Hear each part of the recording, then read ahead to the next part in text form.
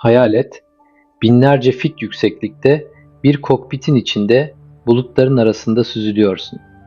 Altında Washington'ın o sonu gelmeyen yeşil ormanları, dumanlı dağları ve yılan gibi kıvrılan yollar var. Bir süre önce çaldığın tek motorlu uçağın kokpitinde tek başınasın ve tek hedefin var.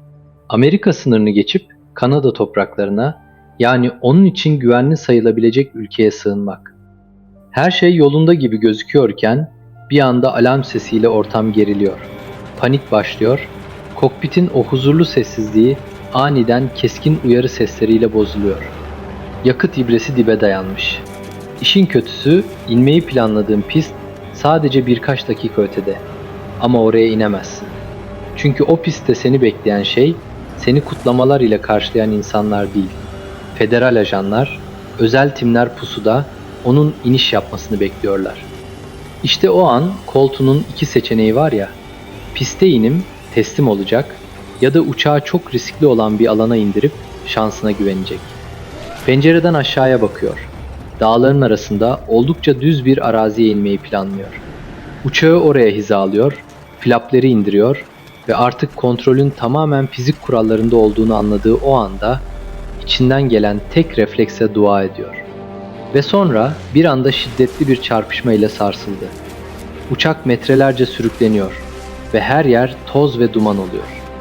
Uçağın halini görenler bu uçaktan kimsenin sağ çıkamayacağını düşünür. Ama o enkazın içinden 16 yaşında bir çocuk elini kolunu sallayarak kaçıp kayıplara karışıyor.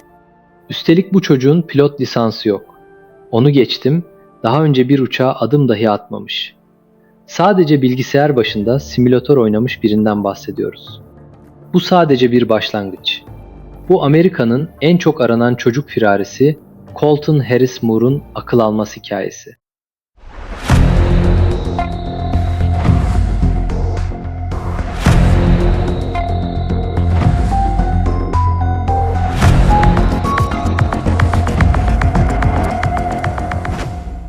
Colton 22 Mart 1991'de Washington eyaletindeki Camano adasında dünyaya geldi. Dışarıdan bakıldığında bu ada lüks yazlık villaların ve huzurun adresiydi. Ancak Colton'un evi o manzaraya hiç uymuyordu. Babası Gordon ağır bir alkol ve uyuşturucu bağımlısıydı. Colton henüz küçük bir çocukken aileyi terk edip gitmişti. Annesi Pamela ise hem maddi zorluklarla hem de alkol bağımlılığıyla boğuşan dengesiz bir kadındı. Tek göz odalı karavanda yaşıyorlardı. Ev dedikleri yer aslında harabeden farksızdı. Komşular daha Colton 4 yaşındayken bu çocuğun güvenliğinin olmadığını düşünerek sosyal hizmetleri aramışlardı. İhmal edilmiş, sevilmemiş ve hayata 1-0 yenik başlamış bir çocuktu o. Colton 7 yaşına geldiğinde evdeki kaosa artık katlanamadı, kaçmayı göze aldı. Ve sığınacağı, kendini güvende hissedeceği tek yer vardı. Adanın derin ormanları. Colton günlerce ormanda kalıyor, ıssız ormanda hayatta kalmayı öğreniyordu. Ama herkes gibi onun da karnını doyurması gerekiyordu. İlk hırsızlıkları heyecan için değil, sadece yaşamak içindi. Boş olduğunu düşündüğü evlere giriyor, buzdolabındaki yiyecekleri alıyor, bazen bir battaniye veya kamp malzemesi yürütüyordu. Onun için başkasının evine girmek bir suç değil, bir hayatta kalma mücadelesi haline gelmişti. Ancak bu durum zihnindeki ahlaki engelleri yavaş yavaş kaldırıyordu. Ortaokul yıllarında Colton'un yolu kendisinden yaşça büyük ve deneyimli bir kişiyle tanıştı. Harley Davidson lakaplı bir genç. Harley, kilitleri ustalıkla açmayı, alarm sistemlerini devre dışı bırakmayı ve gizlice fark edilmeden bir mülke nasıl girileceğini biliyordu. Colton atım tecrübelerini öğretti. Ona bazı kurallar ve nasihatler verdi. Sahiplerini tanıdığın evi soyma. İçeride asla ışık açma. Fark edilirsen asla durma. Sadece kaç. Ve ne yaparsan yap asla suçluluk duyma, dedi. Ama nereden bilecekti ki zamanı gelince boynuzun kulağa geçeceğini? Bu nasihatler ile Colton artık sadece temel ihtiyaçlarını çalan bir çocuk olmaktan çıktı. Bilgisayarlar, mücevherler ve kredi kartları onun yeni hedefleriydi. Çaldığı kredi kartlarıyla internetten hayatta kalmak için gerekli ekipmanlar sipariş ediyordu. Gece görüş dürbünleri, maymuncuk setleri ve profesyonel kamp malzemeleri. 15 yaşına geldiğinde annesiyle yaşadığı şiddetli bir kavga sonrası evden tamamen ayrıldı. Artık tamamen özgürdü. Bir yere bağlılığı kalmamıştı. FBI, Colton'un izini sürerken ormanda kurduğu bazı çadırları buldu. İçerisi adeta bir teknoloji mağazası gibiydi. Onlarca çalıntı laptop, nakit para ve sahte kimlikler. Ancak Colton o sırada orada değildi. Polis şehrin her yerine Colton'un resmi basılı "Aranıyor" afişleri astı. 9 Şubat 2007'de Colton yine bir eve girmiş ve yemek yiyip televizyon karşısında keyif yaparken yakalandı. Bu sefer kaçamamıştı çünkü yapmaması gereken bir şey yapmıştı. Harley'in öğütlerini dinlememiş ve evin ışıklarını açık bırakmıştı. Mahkeme onu reşit olmadığı gerekçesiyle 3 yıl maksimum güvenlikli bir çocuk ıslah evine gönderdi. Colton burada örnek mahkum profilini çizdi. Kimseyle işi olmuyor, kavga gürültü çıkarmıyor, sürekli kitap okuyor, araştırma yapıyordu. Ama aslında kafasında tek bir hedef vardı: havacılık. Kütüphanedeki tüm uçak ve pilotluk kitaplarını bitirmiş, uçuş simülatörlerinin mantığını çözmüştü. 2008 yılında iyi halden dolayı daha az güvenlikli bir rehabilitasyon merkezine nakledildiğinde kaçma planı hazırdı. Bir gece yarısı pencereden atladı ve ormanın karanlığında kayboldu. Kaçışından kısa süre sonra Colton, Amerika'nın en ses getiren olaylarından birine imza attı. 18 Temmuz 2008'de polis saatte 160 km hızla giden siyah bir Mercedes'in peşine düştü. Polisler aracı tam yakalamak üzereyken Colton hareket halindeki arabadan kendini dışarı attı ve taklalar atarak ayağa kalktı. Polislere dönüp orta parmak işareti yaptıktan sonra koşarak ormana daldı ve gözden kayboldu. Polisler bile bu çocuğun kaçma yeteneği karşısında şaşkına dönüyordu. Colton artık halkın gözünde suçludan çok kahramana dönüşmeye başlamıştı. Colton yine durmaya niyeti yoktu. Tam gaz hırsızlıklarına birini eklemeye devam ediyordu. Bir tekne çalıp Orcas adasına geçti. Burada günlerce havalimanının yakınlarında kamp atarak uçakları gözetledi. Uçakların ne zaman bakıma girdiğini, anahtarların nereye saklandığını öğrendi. Bir sabah 80 km rüzgar hızı varken böyle bir havada deneyimli pilotların bile cesaret edemeyeceği bir havada bir Cessna 182'yi çalıştırdı. Hayatında ilk defa gerçek bir uçağın içindeydi. Hem de kokpit bölümünde. Gaz kolunu itti ve havalandı. 500 kilometre uçtuktan sonra yakıtı bitti ve uçağı bir araziye düşe kalka indirdi.